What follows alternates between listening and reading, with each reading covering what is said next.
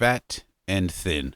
Written by Anton Chekhov, translated by Constance Scarnett, and performed by Frank Marcopolos of frankmarcopolos.com. Bookwarium Audio.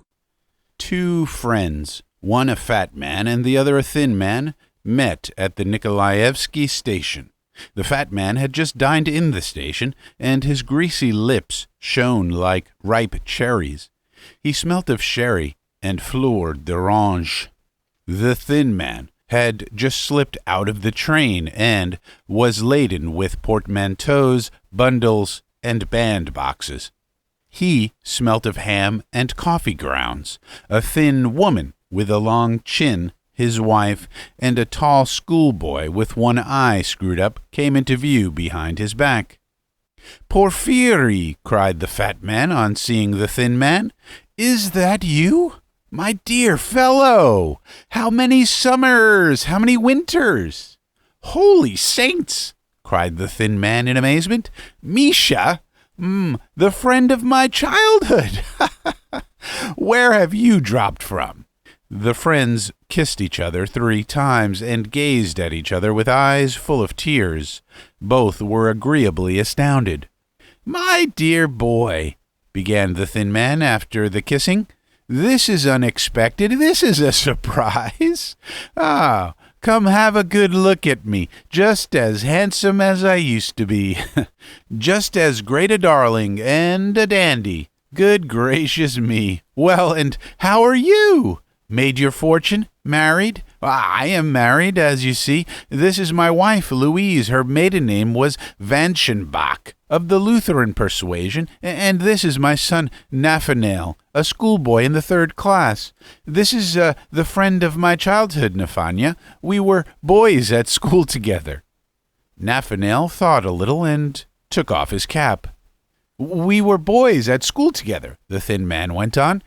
"Do you remember how they used to tease you? You were nicknamed Herostratus because you burned a hole in a school book with a cigarette."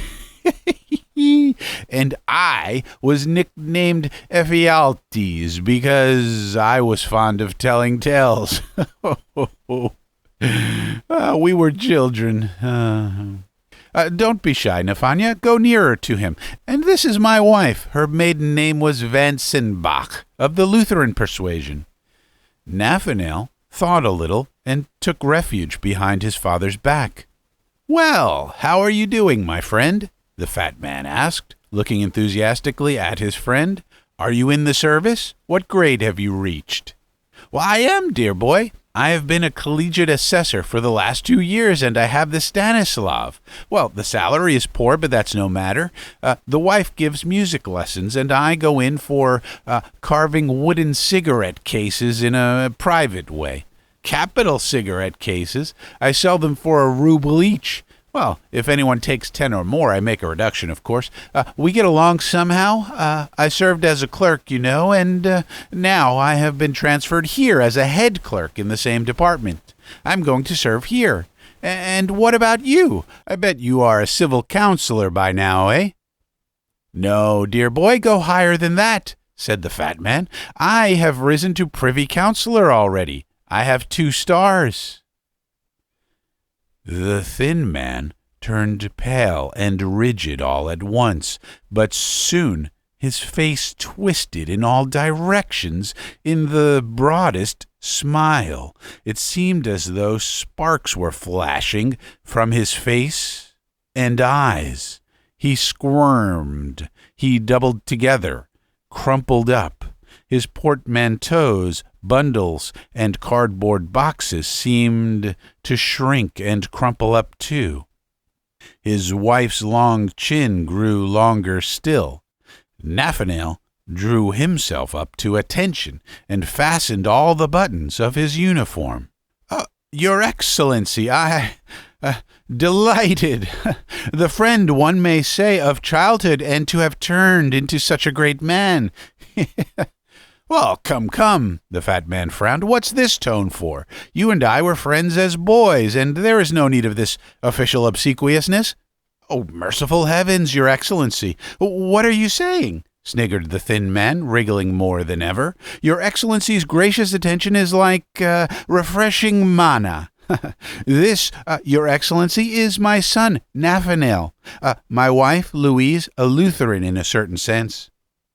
The fat man was about to make some protest, but the face of the thin man wore an expression of such reverence, sugariness, and mawkish respectfulness that the privy councillor was sickened. He turned away from the thin man, giving him his hand at parting. The thin man pressed 3 fingers, bowed his whole body, and sniggered like a Chinaman. His wife smiled. Nathanael scraped with his foot and dropped his cap. All 3 were agreeably overwhelmed. The end. You have been listening to a short story entitled Fat and Thin. It was written by Anton Chekhov, translated by Constance Garnett, and performed by Frank Marcopolos of frankmarcopolos.com. The story and the translation are both in the public domain. The performance is copyright 2020 by Frank J. Marcopolos. It was recorded at the Bookquarium Recording Studio in Pittsburgh, Pennsylvania. For more, please visit frankmarcopolos.com. That's frankmarcopolos.com. That's Frank, MARCOPOLOS.com. As always, I thank you for your time, and I thank you for your attention. Bookquarium Audio.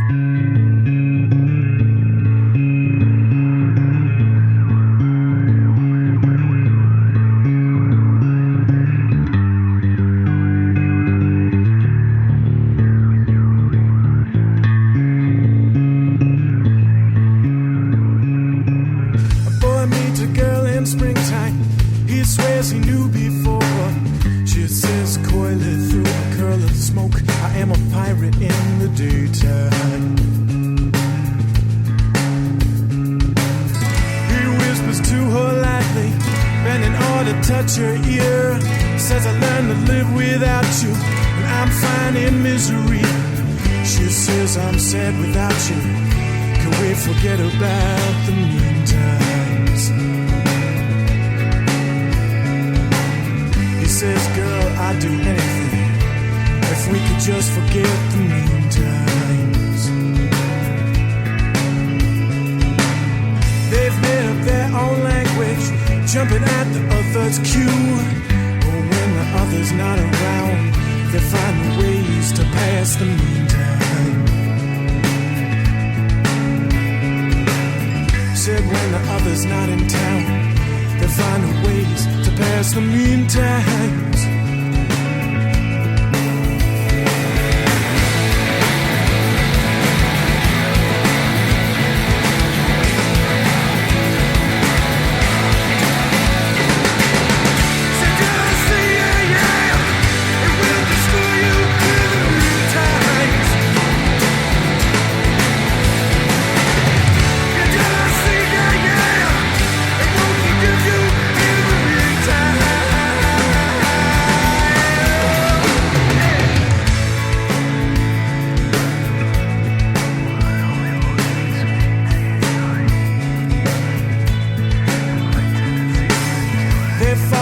In winter, and neither one can figure why.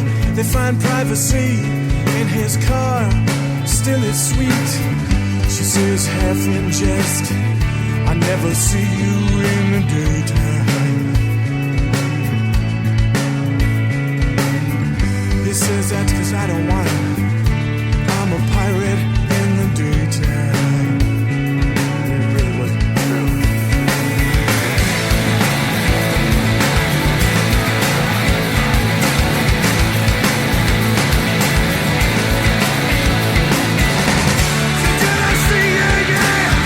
It will destroy you in the meantime.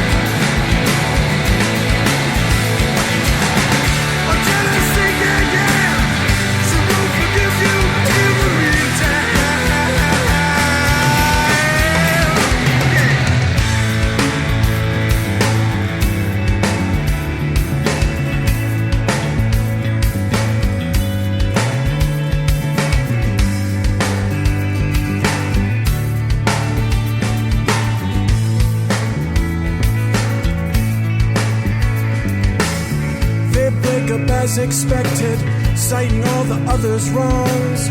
Both in the back of their minds that he'll be back, yeah, she'll be back again. At least for tonight, I'll get some sleep in the meantime. If not forevermore, we'll live on in the meantime. Yeah.